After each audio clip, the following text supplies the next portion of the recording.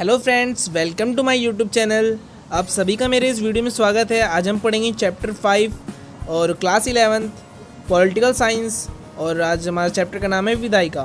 इससे पहले मैंने सारे चैप्टर मेरे डिस्क्रिप्शन में लिंक डाल रखी है। अगर आपने अभी तक नहीं देखा है तो आप जाकर देख लें। आपको ये चैप्टर पढ़ने में स्टार्टिंग में कोई प्रॉब्लम नहीं होगी। और हर बार की तरह लाइक एंड सब्सक्राइब कर दें और वीडियो को पूरा देखें। अगर कुछ समझ ना आए स्किप ना करें। वैसे अगर स्किप करोगे तो फिर समझ नहीं आएगा। फिर भी अगर कोई क्वेश्चन समझ नहीं आ रहा है आप प्लीज़ कमेंट करें, मैं आपके लिए वो नई वीडियो बनाऊंगा। ठीक है फ्रेंड्स, हम चलते हैं बिना टाइम वेस्ट किए क्वेश्चन आंसर पर। पहले आज मैं कराऊंगा शॉर्ट क्वेश्चन आंसर, इसके बाद चलते हैं हम लॉन्ग क्वेश्चन आंसर पर। और शॉर्ट क्वेश्चन आंसर के मैं यहाँ पर आंसर बस मैं बोल के ही बता दूंगा। शॉर्ट क्वेश्चन आंसर के एक लाइन के आंसर भी नहीं होते। और अगर फिर भी आपको आंसर चाहिए या तो आप नोट कर ले, या तो मैंने लिंक दे रखी है डिस्क्रिप्शन में। चैप्टर की डिस्क्रिप्शन की लिंक है, मतलब चैप्टर की नोट्स की लिंक है, आपको उनमें मिल जाएगा। पहले क्वेश्चंस वही हैं। पहले शॉर्ट क्वेश्चन आंसर दे रखे हैं, फिर वो मैंने ऊपर फिर आगे चल के मैंने लॉन्ग क्वेश्चन आंसर दे रखे हैं। तो हमारा पहला क्वेश्चन है, भारत की विधायिका को क्या कहते हैं? बताइए फ्रेंड्स, आपको पता है तो आप कमेंट करें। और अगर आपको वीडियो अच्छी लगे तो लाइक एंड सब्सक्राइब जरूर करें।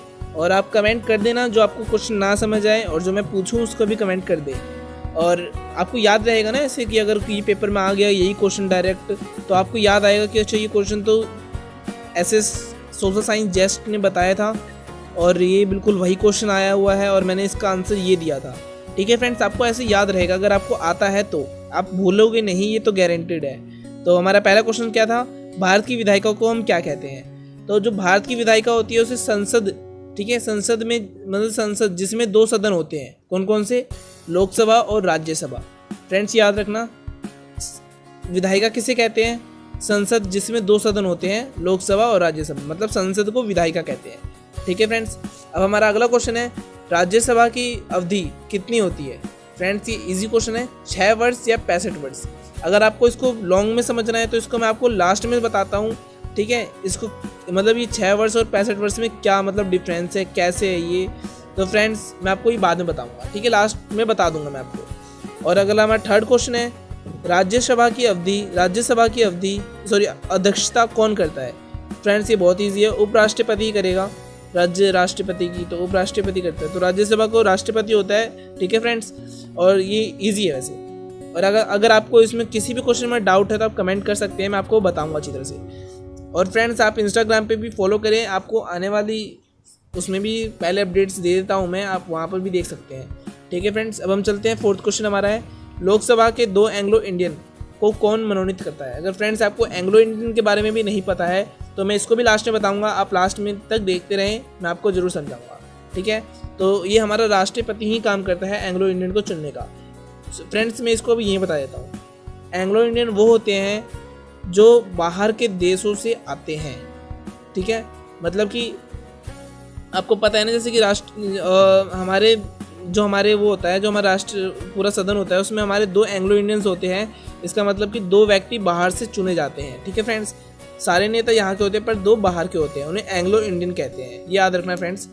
चलिए हम अगले पेज पे चलते हैं, मतलब कि लॉन्ग क्वेश्चन आंसर पर बिना टाइम वेस्ट किए। तो हमारा पहला क्वेश्चन आंसर है, मतलब पहला क्वेश्चन है, विधान पालिका से आप क्या समझते हैं?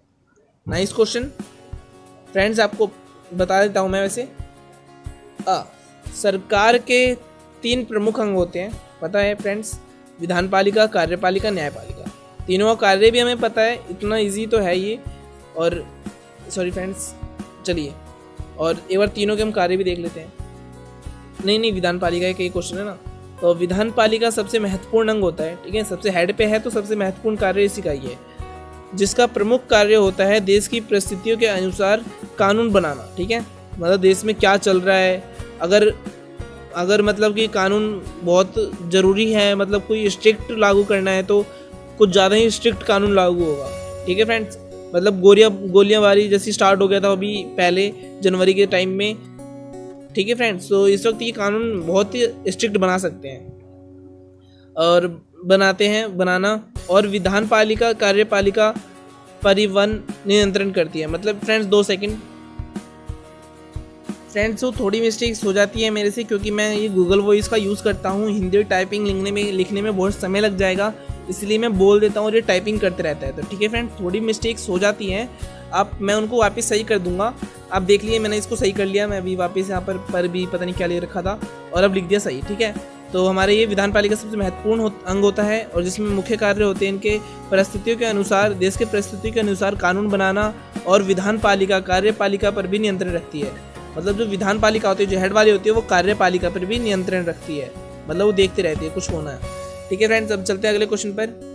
अगर आपने अभी तक चैनल को सब्सक्राइब और लाइक नहीं किया है तो आप लाइक और सब्सक्राइब कर दें। और फ्रेंड्स, ये ओनली इंपॉर्टेंट क्वेश्चन आंसर है, इससे बाहर कुछ नहीं आएगा, 100% गारंटी है। और इससे भी ज़्यादा, मतलब ये तो इंपॉर्टेंट नोट्स हैं ही, वो भी नीचे वाले जो डिस्क्रिप्शन में मैंने दे रखे हैं वो इंपॉर्टेंट नोट्स हैं। ठीक है फ्रेंड्स, उन्हीं में से लिए हैं मैंने, ये भी मोस्ट इंपॉर्टेंट है, पर उसमें भी आप अगर उसको भी पढ़ लें तो इस चैप्टर से कुछ भी आएगा आप वो लिख डालोगे, ये तो विश्वास है फ्रेंड्स आपके ऊपर। ठीक है फ्रेंड्स, आप एक बार पढ़ लेना वो। और चलिए, और वो फ्री है, कोई पे करने की ज़रूरत नहीं है, मैंने गूगल ड्राइव में अपलोड कर रखा है, आप वहाँ से कॉपी करके मतलब आप पढ़ सकते हैं, फ्री है वो। अब हमारा सेकंड क्वेश्चन है, हमें संसद की आवश्यकता क्यों पड़ती है? बकवास क्वेश्चन फ्रेंड्स, बहुत ईजी है ये तो। चलिए मैं देख लेता हूँ, बता दूंगा आपको भी। सरकार के 3 अंगों में से सबसे महत्वपूर्ण अंग कौन सा होता है? कार्यपालिका। ठीक है, मतलब सारे महत्वपूर्ण होने, सबके अलग अलग कार्य हैं। मैं एक बार आपको दोबारा ले चलता हूँ।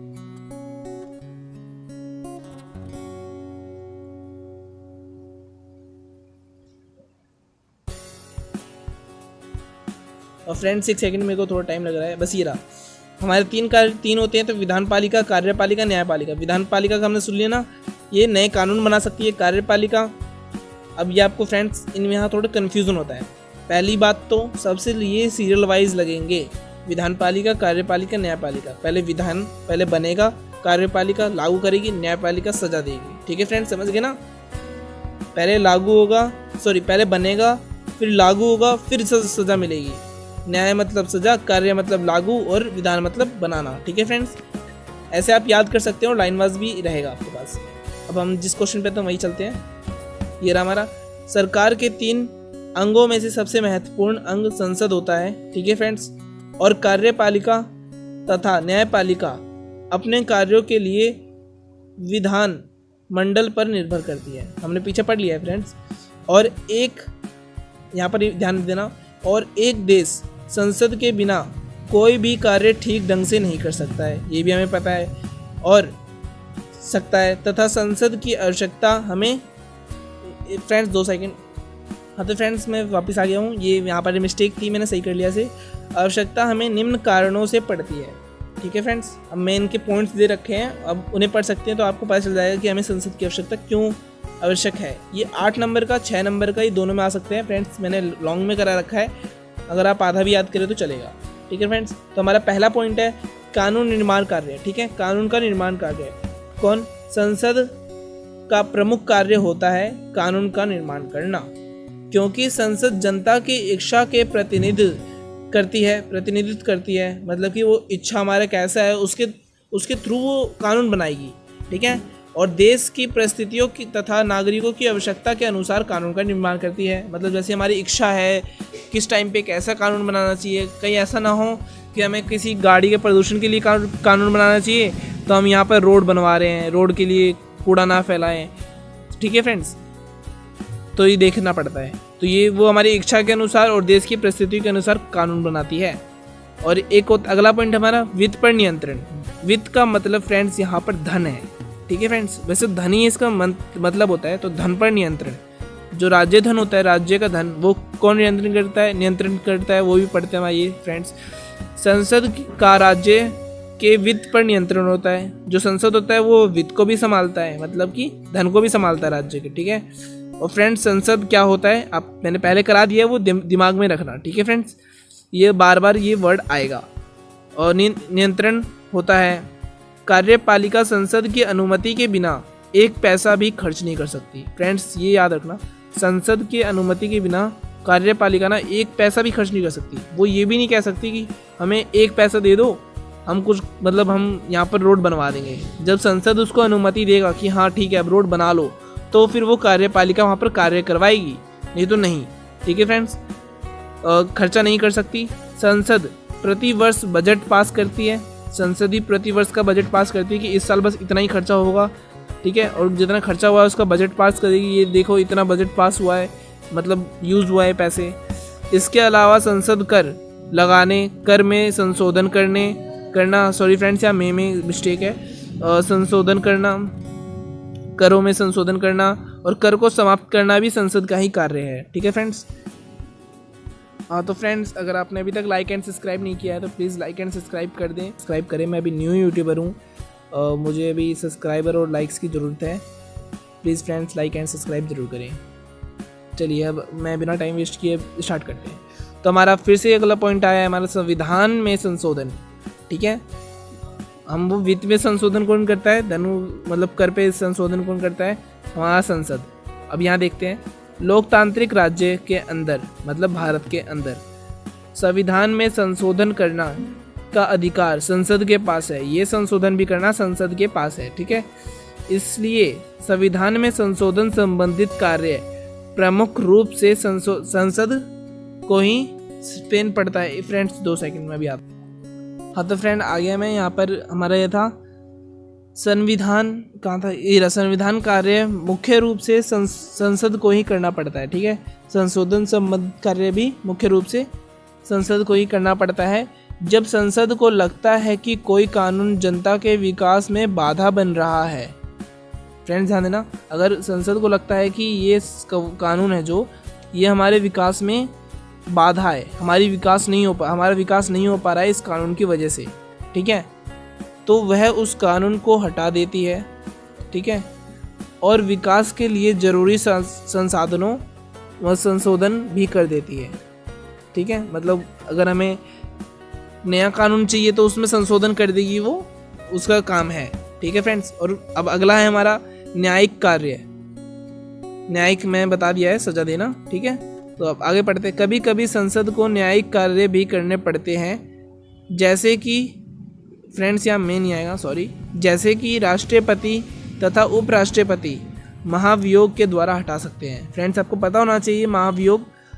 फ्रेंड्स अगर आप बुक नहीं पढ़ते हैं तो आपको बहुत कुछ समझ नहीं आएगा, ठीक है। तो मैं मेन पॉइंट पढ़ा दूंगा, जैसे कि ये थोड़ी ना पेपर में आएगा महाभियोग कैसे क्या होता है, ठीक है फ्रेंड्स। पर ये नॉलेज के लिए हमें याद कर रखना पड़ता है। महाभियोग मैं आपको बता दूंगा। वैसे महाभियोग होता है हमारा कि अगर हमें राष्ट्रपति पर विश्वास नहीं है, राष्ट्रपति तथा उपराष्ट्रपति पर विश्वास नहीं है कि वो सही से काम नहीं कर रहे हैं, तो जो संसद होती है वो महाभियोग, ये एक नाम है महाभियोग कानून, तो ये महाभियोग लगा देती है कि हमें इस पर विश्वास नहीं है, तो ये फिर वो संसद मतलब वो राष्ट्रपति और उपराष्ट्रपति की सीट खाली हो जाती है, मतलब उससे हटा दिया जाता है। अब कोई उसके जगह दोबारा चुनाव होंगे उसके, ठीक है। तो महाभियोग फ्रेंड्स आपको ये बुक में मिलेगा, ठीक है फ्रेंड्स। ये क्वेश्चन में नहीं आता है पर ये नॉलेज के लिए आपको याद रखना पड़ता है। चलिए अब अगले क्वेश्चन पे चलता हूँ मैं।